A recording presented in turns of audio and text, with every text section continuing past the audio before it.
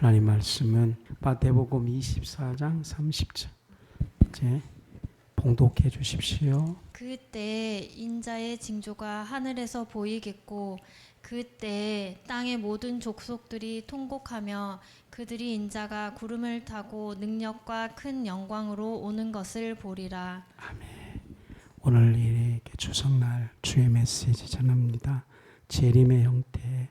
오늘 마태복음 24장 특별히 마태복음의 그 종말장입니다. 그러므로 주님의 종말에 대해서 생각의 전환이 필요합니다. 자꾸 이 종말이 뭔지를 몰라가지고 종말을 너무나 비성서적으로 해석을 하고 있는데, 주님의 종말은 정말 우리가 고대하는 그날입니다.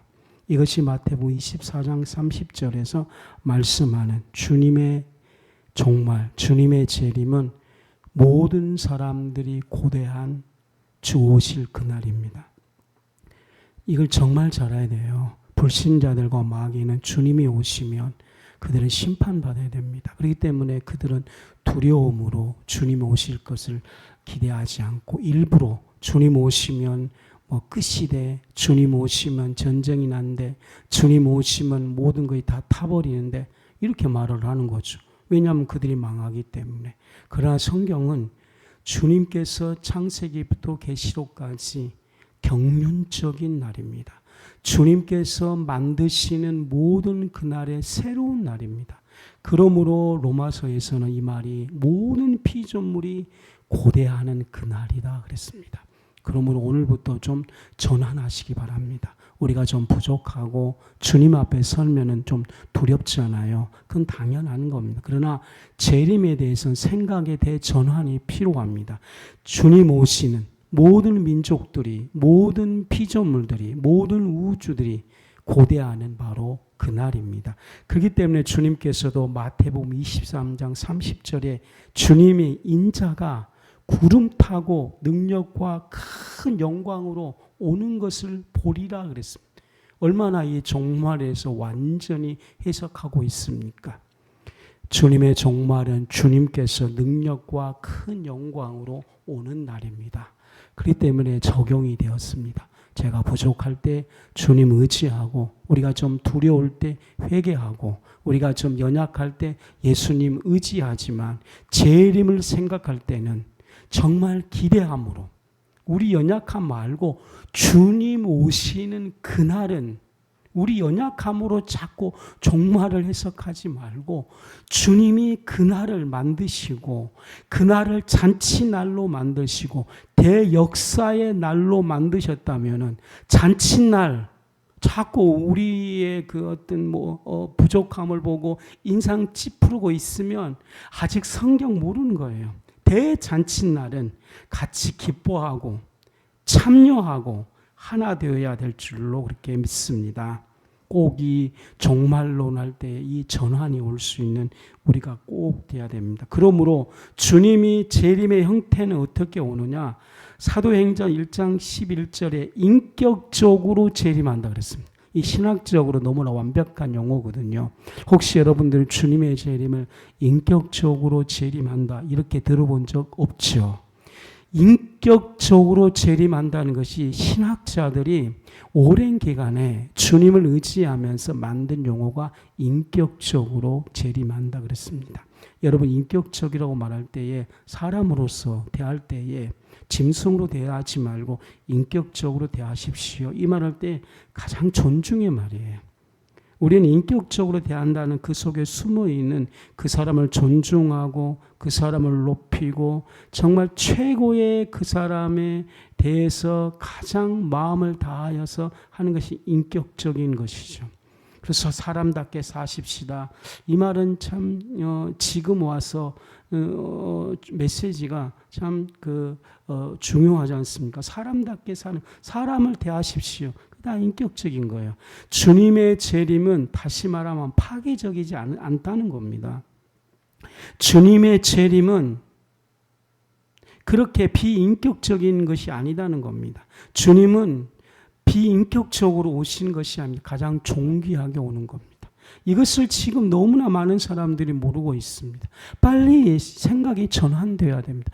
주님은 사람들이 가장 그 사람을 높일 때, 인격적으로 말할 때에, 그 인격적으로 대할 때에 그 사람을 꽃으로도 때리지 마십시오, 이렇게 말을 하지 않습니까? 인격적으로 대할 때에 그 사람을 물질로 보지 않지 않습니까? 그 사람을 어떤 그 노동의 어떤 형태로 보지 않지 않습니까? 정말 소중한 걸로 보는 것처럼 주님이 재림할 때에 가장 존귀한 겁니다.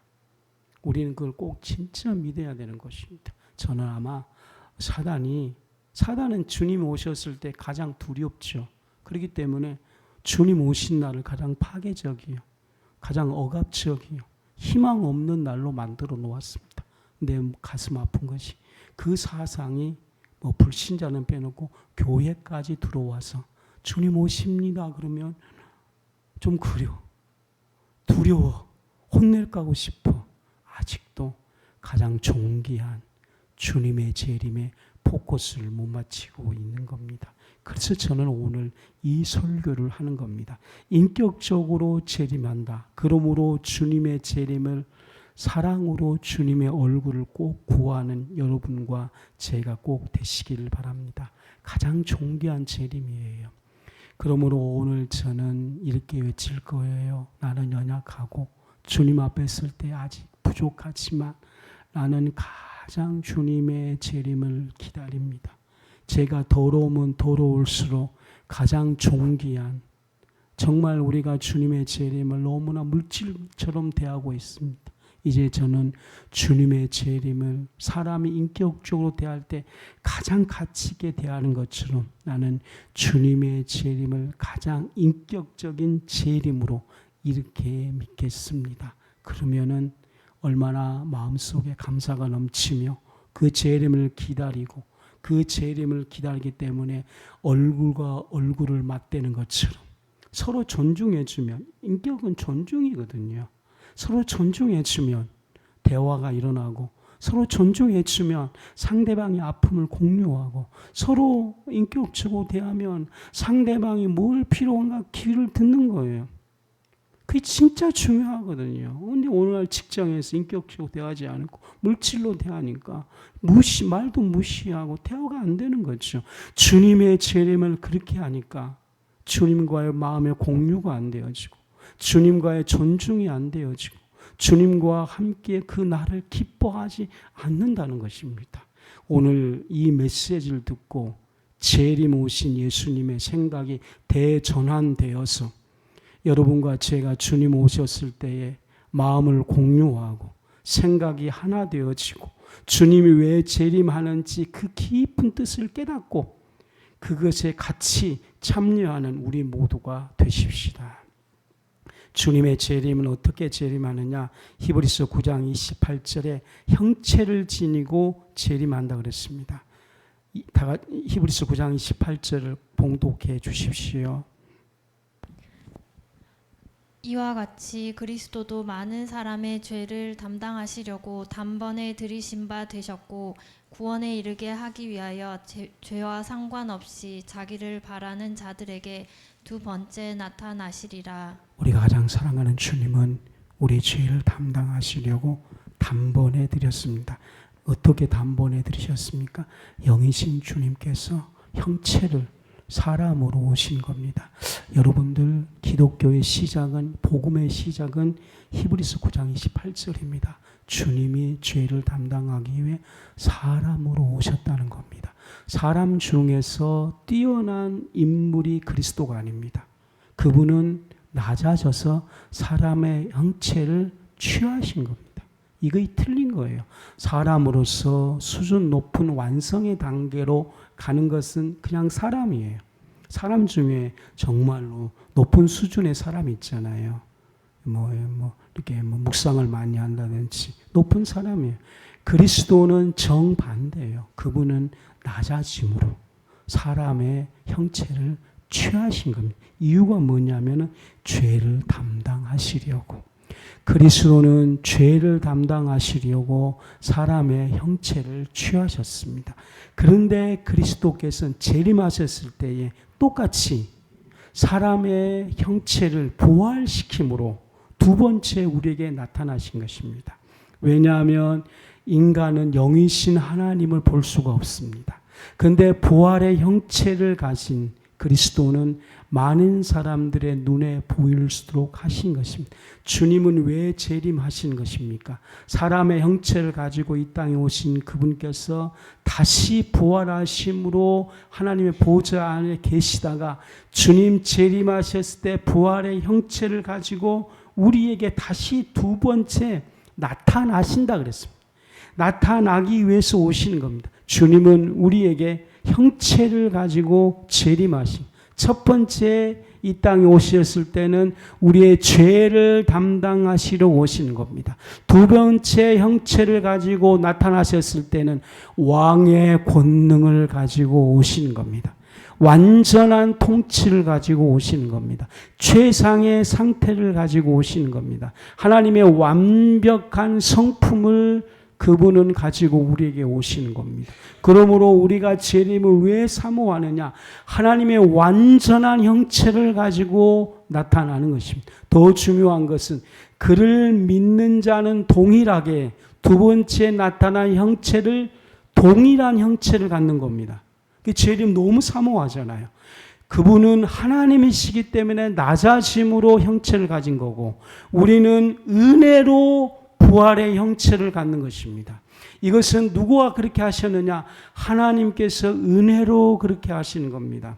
그러므로 우리는 재림을 너무나 기다립니다. 우리는 나약하면 나약할수록 이것을 더 기다립니다. 왜냐하면 우리의 나약함은 육체다 그랬습니다. 너희가 한 시간도 깨울 수 없느뇨. 우리의 육체가 낮아져서 왼쪽을 때리면 화가 나는 것입니다. 그런데 그리스도의 부활의 형체는 하나님의 성품의 형체이므로 그리스도께서 말씀하신 마태복음 5장에서 8절을 완벽하게 성취한 형태인 것입니다. 애통한 마음의 형체요, 인의 마음의 형체요, 의를 위해서 핍박받을 때 줄구한 형체요, 오른쪽을 떼면 왼쪽을 대고 오리를 가라면 십리를 가는 그런 육체가 아니고 완전하게 그것을 이루는 형체인 것입니다. 이것을 그리스도께서 두 번째 나타나셨을 때에 우리한테 보이도록 오시는 것입니다. 이 영광의 형체를 본 우리 모두 감동하십시다. 영광을 돌리십시다. 더 놀라운 것은 그리스도 안에 있는 자는 이 동일한 형체를 갖기 시작하는 것입니다. 그래서 저는 주님이 많이 말씀하신 높은 수준이 있지 않습니까? 그 높은 수준을 볼 때 우리는 지금 낙심하잖아요. 육체를 볼 때 늘 낙심하잖아요. 정말 용서하지 못하고 미워하고 이렇게 하지 않습니까? 우리로 이 말씀 듣고 회개하라 이 말씀도 있죠. 믿음을 가져라 이 말씀도 있지만은 이 말씀을 완전하게 성취하신 두 번째 나타난 부활체는 그리스도 형체다 우리에게 말씀하고 있는 겁니다. 그리고 이제는 연약한 우리를 그리스도의 완전한 대속의 은혜로 그분 앞에 속해 있으면 우리도 그 형체를 갖기 시작하는 것입니다. 오 주님의 오심을 기다린 성도여, 날마다 나약함을 외치는 성도들이여, 주님의 두 번째 형체로 나타날 그날을 기대하시기 바랍니다. 그날이 바로 영광의 새날인 것이죠. 그날까지 우리의 신앙을 순교자적으로 신앙생활을 하십시다. 우리의 완전한 형체가 변화된 그날을 사모하면서 오늘 하루하루를 믿음대로 사십시다. 우리가 연약하면 연약할수록 이날을 기다리면서 순교하는 마음으로 사십시다. 이날을 기다리면서 세상 사람같이 살지 마십시다. 추석 때 모여서 돈하는 이 시대에 우리는 정반대로 형체의 완전한 이날을 기대하면서 우상 숭배하지 말고 더 순종하며 사십시다. 정말 기다리고 또 기다리는 거예요. 그래서 영광의 새날이며 피조물이 고대한 그날인 것입니다. 주님께서는 계시록 1장 7절에 가식적으로 보인다는 것이죠. 1장 7절에 봉독해 주시기 바랍니다. 볼지어다 그가 구름을 타고 오시리라. 각 사람의 눈이 그를 보겠고 그를 찌른 자들도 볼 것이요 땅에 있는 모든 족속이 그로 말미암아 애곡하리니 그러하리라. 아멘. 주님의 오심은 너무나 완벽한 형태로 오시는 것입니다. 불완전한 형태로 오지를 않습니다. 그분은 모든 사람에게 눈에 보이도록 완전하게 오시는 것입니다. 그를 찌른 자도 볼 것이다 그랬습니다. 우리는 정말 이 날을 사모하면서 사십시다. 돌발적으로 재림한다 그랬습니다. 돌발적이라고 이렇게 말을 했는데 실상은 바로 주님께서 어떻게 오시냐 생각하지 않을 때 갑자기 오신 것이 바로 돌발적인 것입니다. 그렇기 때문에 주님께서는 깨어있어라 그랬습니다. 아무도 생각하지 못할 때 올 것이다 그랬습니다. 그러므로 저희들은 깨어있을수록 성령 충만하십시다. 깨어있을수록 온 마음을 다하여 주님을 예배하십시다. 우리의 신앙 지금 잘하고 있는 것입니다. 우리가 지금 선택한 이 믿음 최고의 선택입니다. 여러분의 인생 가운데 어떤 선택을 하셨습니까? 주님을 선택하는 것이 여러분의 인생의 최고의 잘한 선택입니다. 그리고 여러분들이 나 주님을 위해 살겠습니다. 이 다짐이 최고의 다짐입니다. 사모하고 또 사모하는 여러분들 꼭 되십시오. 여러분들 선한 능력으로 일어서십시오. 주님이 정말로 갑자기 오신다 그랬으니까 모든 삶 속에 주님의 선한 능력으로 일어나십시오. 이 선한 능력으로 일어서리라. 이건 원래 그 독일의 목사님이 쓴 그 찬송가 내용 중에 하나입니다. 자신이 혼자 그 당시에 그 국가의 그 불법에 대해서 저항할 때 자기 혼자라서 얼마나 낙심했습니까? 그때 기도하는 동안 성령의 감동이 임해서 이 찬송을 주셨습니다. 나를 믿고 나의 능력을 가지고 일어서라. 그리고 이 네가 지금 하고 있는 저항, 불법에 대한 이 저항하는 거 너무 잘했다. 그를 칭찬해 주었습니다. 주님의 속히 오심으로, 갑자기 오심으로 지금 우리 마음속에 있는 절망 대신에 선한 능력을 가지고 일어나는 성도님 되십시오. 주님의 재림의 형태는 영광 중에, 아까는 완전한 형체지 않습니까? 이제는 그 형체보다 더 완벽한 마태복음 25장 31절 봉독해 주십시오. 인자가 자기 영광으로 모든 천사와 함께 올 때 자기 영광의 보좌에 앉으리니. 영광 중에 재림하는 것입니다. 그러니까 우리는 지금까지 이 세상의 영광을, 이 세상의 영광의 그림자가 우주입니다. 우주. 자연계. 아침에 일어나서 보면은 그 태양이 떠오른 거 보면은 그 참 이 자연의 그 장엄함과 유대함은 이루 말할 수 없는 것이에요. 근데 영광 앞에 그는 그림자예요. 우리는 지금 그림자만 봐도 너무 놀라거든요. 근데 우리는 한 번도 이 완전한 영광을 본 적은 없어요. 그냥 생각으로만 볼 뿐이고 마음으로 볼 뿐인데 이 완전한 하나님의 영광은 주님이 재림할 때 그 영광이 완전히 임합니다. 우리 신자들의 최종 목표가 영광 중에 계신 하나님을 뵙는 것입니다. 나는 주님을 뵙습니다. 이렇게 말을 하지 않습니까? 주님의 재림할 때 그 영광 중에 영광을 보는 것입니다. 그러기에 우리가 얼마나 이 재림을 사모하고 기다리고 이 재림에 대해서 얼마나 기대해야 되겠습니까? 그 영광은 어떤 영광이야? 원래 자기 영광입니다. 이것이. 그분은 원래 처음부터 영광 중에 계신 분인 것입니다. 우리는 영광의 그림자를 받는 자들인 것입니다. 영광의 그림자만 봐도 행복하는 거예요. 그 영광의 그림자만 봐도 우리는 자존심이 뻘떡뻘떡 일어나는 거예요. 영광의 그림자만 하루를 봐도 그날은 행복하는데 그림자가 아닌 영광의 본체가 이신 것이 그리스도이신 거예요. 그래서 자기 영광이에요. 그리스도는 뭐냐? 스스로 자기의 영광 가운데 있는 것입니다. 그 영광에 주님께서 이제는 모든 천사들 천천히요 만만히요 너무 영광스러운 거죠. 천천히요 만만 수억의 천사들 하늘 문이 열리면서 오실 것입니다. 그날을 고대하면서 우리가 좀 괴로움이 있을지라도 이 괴로움 가운데 믿음으로 사는 우리가 꼭 돼야 되는 것입니다. 이 천천히요 만만히요 주님이 오실 것을 사모하며 하루의 괴로운 날 이날을 이기고 승리하는 우리 모두가 돼야 되는 것입니다. 저는 우리 성도들이 이 완전한 자기 영광 천사 천천히요 만만히요 주님께서 이렇게 오셨을 때에 우리는 외쳐야 됩니다. 주님, 우리는 연약하지만 주님의 보혈을 의지해서 주님의 영광을 배웁니다. 주님의 영광 가운데 우리가 거합니다. 주님의 영광 가운데 내가 인하를 기다리기 위해서 믿음에 절제하고 인내하고 어려운 가운데 찬송하고 어떤 상황 속에 믿음 선택하고 불태진에 기도하고 하루에 1시간씩 기도하고 순교자적 믿음을 갖는 이유는 이 영광으로 올 때에 그 영광에 목도하는 자가 되기 위함인 것입니다. 그러기에 이 날을 사모하고 기다린다면 우리는 이 세상이 정말 걸어가야 할 무가치한 길이 아니고 목적의식이 분명히 있습니다. 이 세상이 절대적으로 무가치한 세상이요.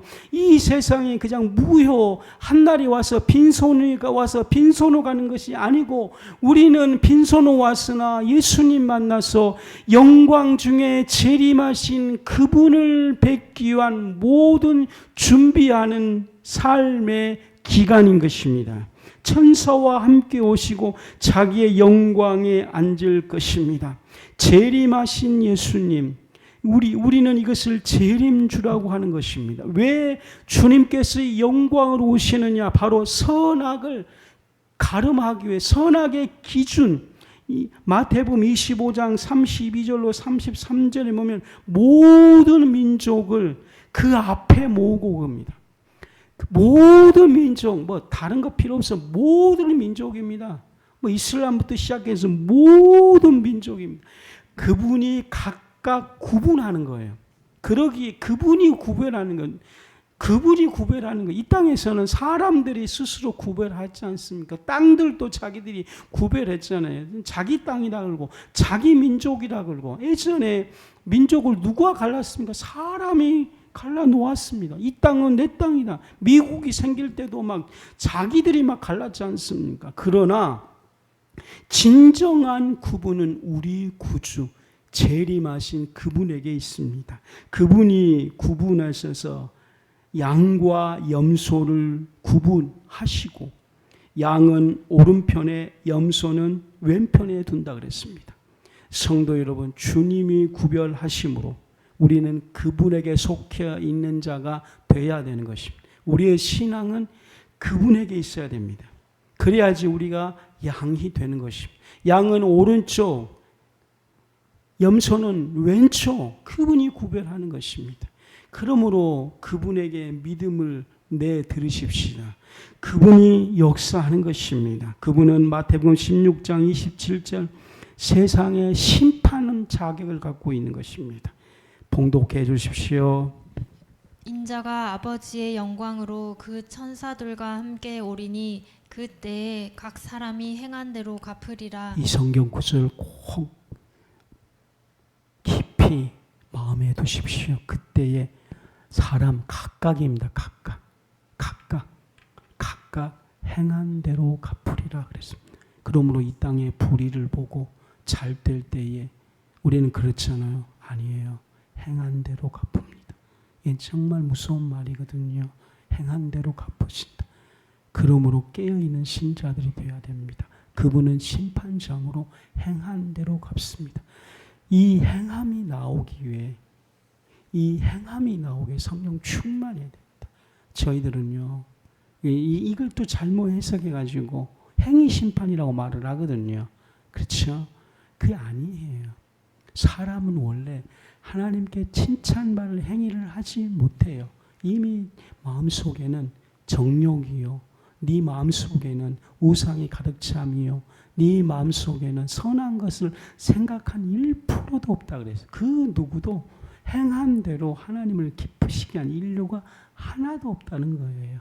오직 예수님께 속해서 성령 충만할 때에 하나님께서 보실 때 선한 행위를 할 수 있는 삶 되는 것입니다. 그러니까 이걸 보고 또 예수님 없이 행위 심판이 아니고 우리는 이렇게 해야 돼요. 주님, 나에게는 선한 능력이 없습니다. 나는 할 수 있는 능력이 아무것도 없습니다. 오직 성령만이 선한 행동을 할 수 있으므로 제가 하나님 앞에 진짜 행한 대로 갚아주신다 그러는데 갚을 것이 그분 앞에는 하나도 없습니다. 뭘 모두 다 불법이요, 모두 다 더러움인데, 그러는데 오직 성령 안에서 행한 것만 주님께서 인정하시고 갚아주시는 겁니다. 이럴수록 우리는 더 복음을 의지하고 예수의 보혈을 의지하고 성령님을 의지하는 우리 모두가 되십시다. 재림하신 예수님은 만왕의 왕으로 오십니다. 이 나라의 모든 왕의 왕이십니다. 주님 재림은 그분은 만왕의 왕으로 오십니다. 계시록 9장 16절에 그분과 옷과 다리에 그분의 이름이 써져 있습니다. 옷과 다리에 이름을 썼으니 그는 만왕의 왕이요 만주의 주라 그랬습니다.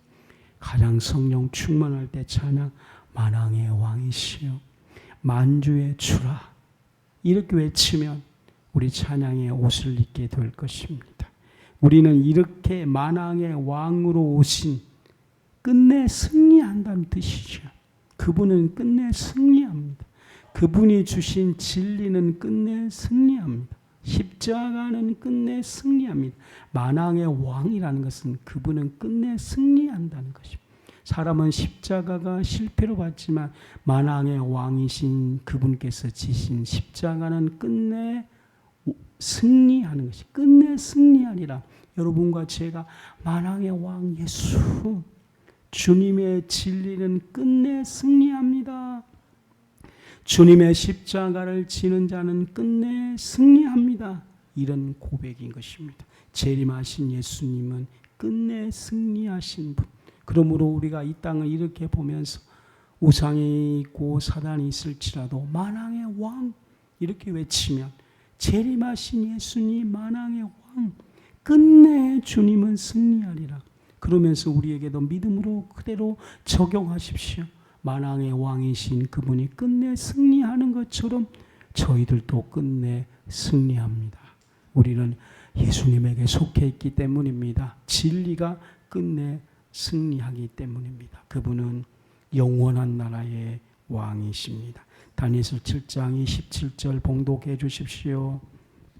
나라와 권세와 온 천하 나라들의 위세가 지극히 높으신 이의 거룩한 백성에게 붙임 바 되리니 그의 나라는 영원한 나라이라. 모든 권세 있는 자들이 다 그를 섬기며 복종하리라. 그분의 나라는 영원합니다. 재림하신 예수님 만왕으로 오십니다. 끝내 승리해서 계시록 20장 5절로 6절로 우리를 인도할 것입니다. 완전한 통치의 이상의 나라 천년 왕국이 이 땅에서 이루어지는 것입니다.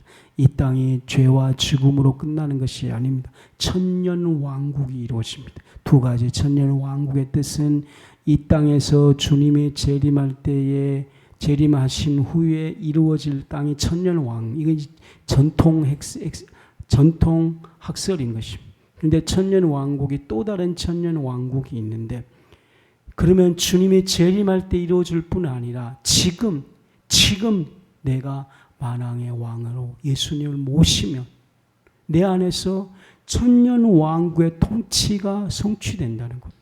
그래서 주기도문에 늘 기도하지 않습니까? 하나님의 이상이 내게 성취되게 해주십시오. 그 기도거든요. 그러므로 기도가 응답되기 시작하면, 주님의 기도가 응답되기 시작하면 주님이 재림한 후에 이 땅에서 이루어질 천년 왕국뿐 아니라 완전한 통치가 내 불합리한 육체에 이루어진다는 사실인 것입니다. 이것을 믿습니다. 그래서 주기도문처럼 하나님의 뜻이, 하나님의 이상이, 하나님의 완전한 것이 내 안에 성취되게 해 주십시오. 정말 하나님의 나라가 반드시 우리 안에서 이루어지게 될 것입니다. 그리스도는 제사장이 되어 1000년 동안 그리스도와 더불어 왕 노릇하리라. 이것은 그냥 성경 내용이 아니라 반드시 이루어질 그리스도와 함께 1000년 동안 왕노릇 하신다 그랬어요. 완전한 통치. 지금은 이 땅에서 가불관계가 형성되고 그렇지 않아요. 있는 자와 없는 자와. 그래서 이겨야지만 살 수 있는 세상이 된 거 아닙니까? 그런데 주님이 함께 하시는 완전한 통치의 세상이 되면 1000년 동안에 왕노릇 하실 것입니다. 왕 되어서 세상의 권위처럼 이런 것이 아닙니다. 여기서 왕노릇은 헬라어로 완전히 번역하면 주님이 말씀한 완전한 섬김의 상태, 완전히 겸손함으로, 친절함으로. 더 놀라운 것은 상대방의 마음에 공감되어서 상대방의 아픔을 껴안을 수 있는 상태. 그 성품이 하나님의 성품 안으로 들어가고 거룩한 상태가 되는 그 삶의 형태가 왕노릇하는 것입니다. 세상에서는 왕노릇하니까 권위, 짓밟음, 마음대로함, 시행령 내려서 하고 싶은 대로 해버림. 우리나라 대통령이 그렇게 막강한 줄 제가 몰랐습니다. 하고 싶은 대로 다 해버림. 이거 왕으로 생각을 하잖아요. 그러니까 세상의 그 권위자들이 진짜 왕노릇을 이렇게 하다 보니까 왕노릇 하십시오. 그러니까 신자들도 야 물 또 와 막 이런 식. 이 자꾸 이렇게 되는 거예요. 왕노릇을 하니까 그래 마음대로 막 이렇게 하는 거예요. 주상전하 납시오. 그러니까 엎드려가지고. 이 세상의 죄악의 주인 되는 왕노릇이 정반대로 거룩함의 완전한 상태가 되어서 겸손한 완전한 상태가 되어서 인내의 완전한 상태가 되어 그 사람 같이 손잡고 기도하고 마음에서 마음으로 터주고 이 마음이 터주는 사람 만나면 너무 좋거든요. 막 1시간, 2시간 막 이야기를 막 쏟아 부어요.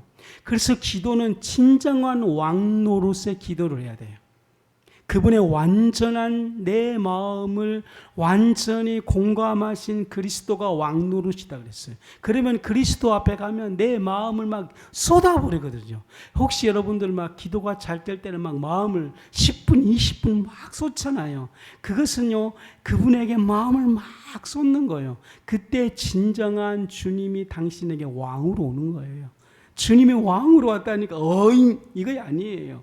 왕으로 오면 완전히 거룩한 상태로, 완전히 겸손한 상태로, 완전한 사랑의 상태로 오기 때문에 내 마음을 너무 잘 알아서 내 마음을 막 쏟는 거예요. 막 억울한 것도 쏟고 뭐 신우 이야기도 하고 자식 이야기도 막 실컷 이야기를 하는 거죠. 그러면 얼마나 시원해요. 세상에서 막 이런 상담자만 있으면 막 치유되겠죠. 세상은 이렇게 쏟아붓고 그냥 가지만 우리 주님은 쏟아붓고 가는 것이 아니고 그분의 것을 받아가지고 가는 것입니다. 이런 1000년 동안 왕노릇, 그리스도의 완전한 왕노릇이 오늘 우리 안에서 이루어지게 될 줄 믿습니다. 성령을 통해 그분에게 완전히 마음 쏟고 그분의 것을 받아가는 저희가 되십시다. 재림하신 예수님은 교회의 소망으로 오십니다. 슬기로운 5 자녀 보십시오. 영원한 소망으로 오시는 겁니다. 재림하신 예수님은 이사야 61장 10절 하나님이 즐거워하시는 관계입니다. 봉독해 주시기 바랍니다. 이는 너를 지으신 이사야 61장 10절 내가 여호와로 말미암아 크게 기뻐하며 내 영혼이 나의 하나님으로 말미암아 즐거워하리니 이는 그가 구원의 옷을 내게 입히시며 공의의 겉옷을 내게 더하심이 신랑이 사모를 쓰며 신부가 자기 보석으로 단장함 같게 하셨습니다. 이것이 재림이에요. 이사야 61장 10절 여호와로 말미암아 크게 기뻐하십시오.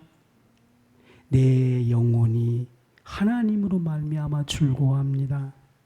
그가 구원의 옷을 내게 입히셨습니다. 공의의 겉옷을 내게 더하셨습니다. 신랑이 사모를 쓰며 신부가 신랑이 너무 그 사람을 사모하고 기다리는 거죠. 신부는 자기를 단장하는 거예요. 이것이 주님이 오시는 거예요.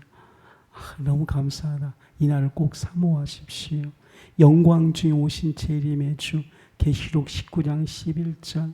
그분은요, 승리의 말, 흰말이 승리의 말이거든요. 계시록 19장 11절 봉독해 주십시오. 또 내가 하늘이 열린 것을 보니 보라 백모와 그것을 탄 자가 있으니 그 이름은 충신과 진실이라. 그가 공의로 심판하며 싸우더라. 아멘. 그분은 공의로 심판하고 승리하신 분이에요. 백마 타고 오는 거예요. 김정은이 또 예수님 흉내내서 백마 타고 다니는데 진짜 백마 타고 오신 예수님이 충신과 진실이에요.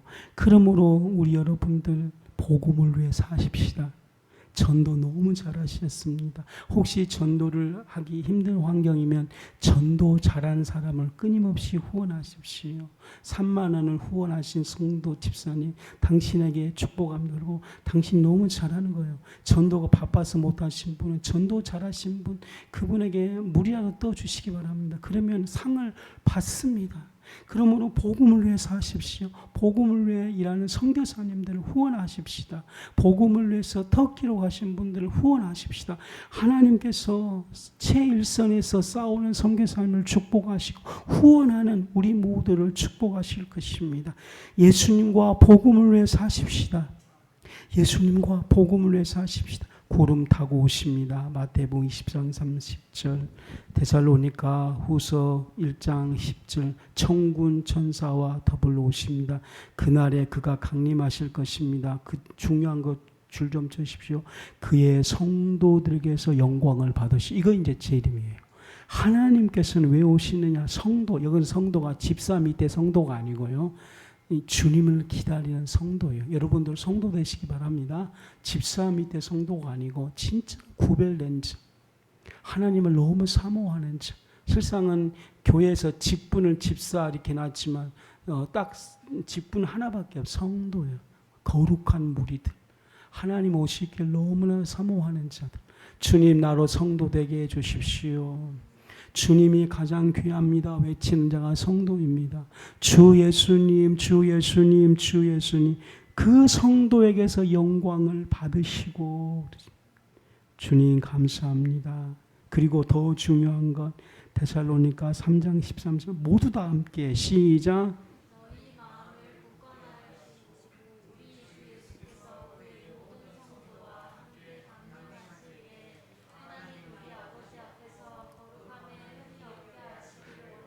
이것이 성경의 마침이에요. 왜 성경에서 이렇게 십자가를 통과하시고 재림주를 오느냐? 데살로니가 3장 13절을 성취하기 위함인 것입니다. 데살로니가 3장 13절 우리가 별로 중요하게 안 여긴 성경 구절인데 이걸 주목해야 돼. 성도님들 마음을 굳게 하십시오. 성도님들 이거 놀라지 마십시오. 굳게 하십시오. 성도님 이것이 창세기부터 계시록까지 하나님께서 준비하신 모든 계획입니다. 사단이 이것을 모르게 하기 위해서 주님 재림을 너무나 이상한 쪽으로 만드는데 사실 보십시오. 이제 이 받을 마음 받도록 놀라지 마십시오. 주님의 재림하신 것은 그와 모든 성도와 함께 강림하신 거예요. 모든 성도와 함께 강림하는 것이에요. 왜냐하면 그렇게 함으로 하나님 우리 아버지 앞에 거룩함에 흠이 없게 하시려고 이것을 기다립니다. 이것을 기다립니다. 그러므로 이 땅 예수의 피 의지하고 말씀에 순종하고 순결한 신앙을 하기 위해 달려가는 우리 모두가 되십시다. 성도 여러분, 마태복음 오늘 주님의 재림에 대해 살펴보았습니다. 오늘 이 말씀 속에서 주님을 만나십시오. 주님과 하나 되십시오. 주님에게 전심으로 찬양하십시오. 감사합니다. 우리 이제 기도합시다.